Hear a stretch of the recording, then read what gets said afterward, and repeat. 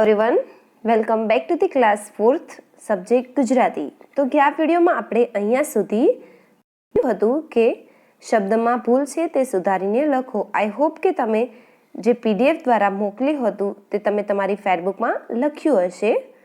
આગળ જોઈએ ગીત ગાઓ. તો અહીંયા ગીત આપેલું છે અને નીચે સવાલ જવાબ આપેલા છે. તો ચાલો તે જોઈએ. રીંછ એકલું ફરવા ચાલ્યું, હાથમાં લીધી સોટી, સામે રાણા સિંહ મળ્યા રે આફત આવી મોટી. તો હવે રીંછ એકલું ફરવા જાય છે. ક્યાં જાય છે? તો શહેર તરફ તો ના આવે, તો તે જંગલમાં ફરવા જાય છે અને હાથમાં શું લીધું છે? સોટી. સામે સિંહ મળ્યા તો આફત આવી, કારણ કે સિંહ શું કરે? તેમને ખાઈ જાય, એટલા માટે આફત આવી. ઝૂકી ઝૂકી ભરી સલામો, બોલ્યું મીઠા વેણ. કોણ? રીંછ. તેની સામે ઝૂકી ઝૂકીને સલામ કરી અને તે મીઠા વેણ બોલ્યો કે મારે ઘેર પધારો, રાખો મારું કહેણ. કે હું તમને આમંત્રણ આપું છું, તો તમે મારા ઘરે પધારો, મારું વચન રાખો. હાડ ચામડા બહુ ચૂથ્યા, ચાખો જી મધ મીઠું. એટલે કે તમે ચામડા કે તેવું બધું ઘણું બધું ખાધું હશે, તો હવે ચાખો મધ મીઠું, એટલે કે તમે મીઠું મધ ચાખો.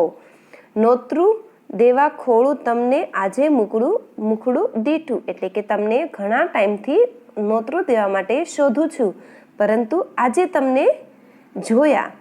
રીંછ જાય છે આગળ, એના પગ ધબ ધબ, સિંહ જાય છે પાછળ, એની જીભ લબ લબ. એટલે કે સિંહ માની જાય છે અને રીંછ પેલા આગળ ચાલે છે તો તેના પગ ધબ ધબ થાય છે, અને સિંહ તેની પાછળ જાય છે એટલે તેની જીભ લબલબ થાય છે. કારણ કે તેને મીઠું મીઠું મધ ખાવું છે, એટલા માટે તેની જીભ લબલબ થાય છે કે તેના મોંમાં પાણી આવે છે. ઘર આ મારું જમો સુખેથી, મધની લૂમે લૂમ, ખાવા જતા રાણાજીએ પાડી બૂમે બૂમ. એટલે કે રીંછ તેને ઘર બતાવે છે અને કહે છે કે આ ઘર છે મારું, અને તમે જમો સુખેથી મધની લૂમ. એટલે કે મધની લૂમ હોય ત્યાં મધમાખી તો હોય જ. ખાવા જતા રાણાજીએ પાડી બૂમે બૂમ. જ્યાં રાણાજી એટલે કે સિંહે બચકું ભર્યું ત્યાં તો બધી માખી ચોંટી ગઈ તેના મોં પર અને બૂમા બૂમ કરવા માંડ્યા. મધપુડાનું વન હતું એ નહીં માખોનો પાર. કોનું વન હતું? ત્યાં મધપુડાનું. તો તેમાં ઘણી બધી માખો હતી. બટકું પૂડો ખાવા જતા વળગી લારો લાર. એટલે કે બટકું ખાવા જતા બધી માખી તેને વળગી ગઈ. આંખે મોઢે જીભે હોઠે ડંખ ઘણેરા લાગ્યા. એટલે કે આંખ મોઢ જીભ હોઠ પર શું લાગ્યું? ઘણા બધા ડંખ. ખાધો બાપરે કરતા ત્યાંથી વનરાજા તો ભાગ્યા. તો તેમને ઘણી જગ્યાએ ડંખ લાગ્યા અને તેઓ ખાધો બાપરે કરીને ત્યાંથી ભાગી ગયો સિંહ. આમ ફરીથી રીંછ એકલું ફરવા જાય છે, હાથમાં લીધી સોટી, સામે રાણા સિંહ મળ્યા, આફત આવી મોટી. તો આ કવિતા છે. આઈ હોપ કે તમને મજા આવી હશે. કાવ્યની સમજૂતી બાદ ચલો એક વખત આ ગીત ગાઈએ. રીંછ એકલું ફરવા ચાલ્યું, હાથમાં લીધી સોટી, સામે રાણા સિંહ મળ્યા રે આફત આવી મોટી. ઝૂકી ઝૂકી ભરી સલામો, બોલ્યા મીઠા વેણ, મારે ઘેર પધારો, રાણા રાખો મારું કહેણ. હાડ ચામડા બહુ ચૂથિયા, ચાખો જી મધ મીઠું, નોતરું દેવા ખોળું તમને, આજે મુખડું દીઠું. રીંછ જાય છે આગળ, એના પગ ધબ ધબ, સિંહ જાય છે પાછળ, તેની જીભ લબ લબ. ઘર આ મારું જમો સુખેથી, મધની લૂમે લૂમ, ખાવા જાતા રાણાજીએ પાડી બૂમે બૂમ. મધપુડાનું વન હતું એ નહીં માખોનો પાર, બટકું પૂડો ખાવા જાતા વળગી લાળો લાર. આંખે મોઢે જીભે હોઠે ડંખ ઘણેરા વાગ્યા, ખાધો બાપરે કરતા ત્યાંથી વનરાજા તો ભાગ્યા. રીંછ એકલું ફરવા ચાલ્યું, હાથમાં લીધી સોટી, સામે રાણા સિંહ મળ્યા તા આફત આવી મોટી. તો આ કાવ્ય છે. તો ચલો વાતચીતના સવાલ જવાબ જોઈએ. રીંછે શું કર્યું ત્યારે તમને મજા આવી? તો તમારે આ કાવ્ય વાંચવાનું છે અને વિચારવાનું છે કે રીંછે શું કર્યું ત્યારે તમને મજા આવી, તેનો આન્સર તમારે લખવાનો છે. ગીતમાં શું થયું ત્યારે તમને ના ગમ્યું? તો આ ગીતમાં તમને શું થયું ત્યારે તમને ના ગમ્યું? તો આ આન્સર પણ તમારે તમારી રીતે લખવાનું છે. તમે મધપૂડો જોયો છે? જો જોયો હોય તો હા, અને ના જોયો હોય તો ના. ક્યાં ક્યાં જોયો છે? તો જો તમે જોયો હોય તો તમારે તે જગ્યાનું નામ લખવાનું છે. ઓકે. મધમાખી તમને કરડવા આવે તો તમે શું કરો? તમે કેવી બૂમો પાડો? તો આ તો તમારે તમારી રીતે લખવાનું છે આન્સર કે તમને મધમાખી કરડવા આવે તો તમે શું કરો? ત્યાંથી તમે ભાગી જાઓ. તમારી જીભ લબલબ ક્યારે થાય છે?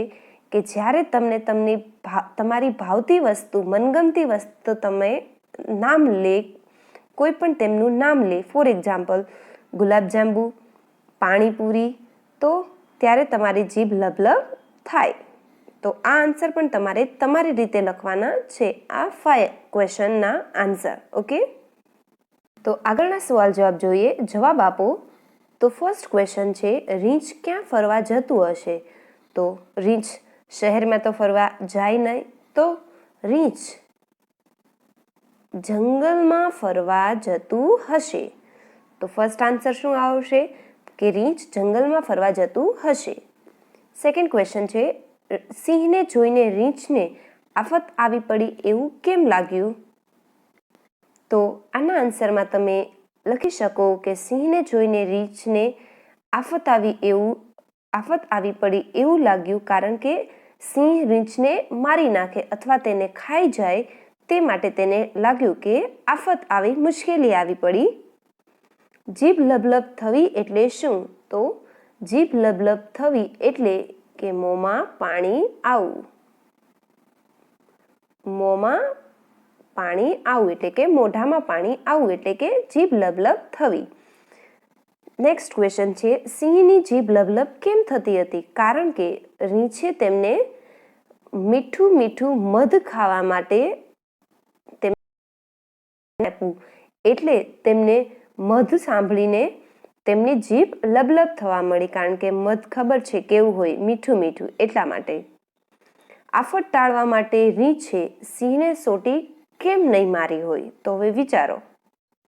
તો આફત ટાળવા માટે રીંછે સિંહને સોટી ન મારી.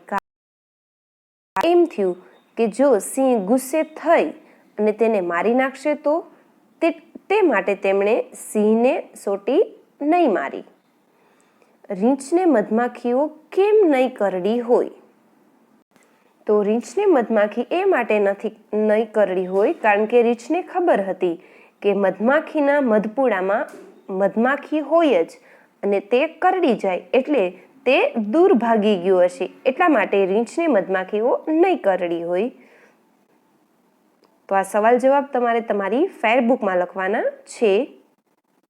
તો તમારે તમારી ફેરબુકમાં આ વાતચીતના ક્વેશ્ચનના આન્સર તમારે તમારી રીતે લખવાના છે અને આ જવાબ આપો તો આ ક્વેશ્ચનના આન્સર હું PDF દ્વારા મોકલીશ, જે તમારે તમારી ફેરબુકમાં લખવાના છે. Okay, thank you.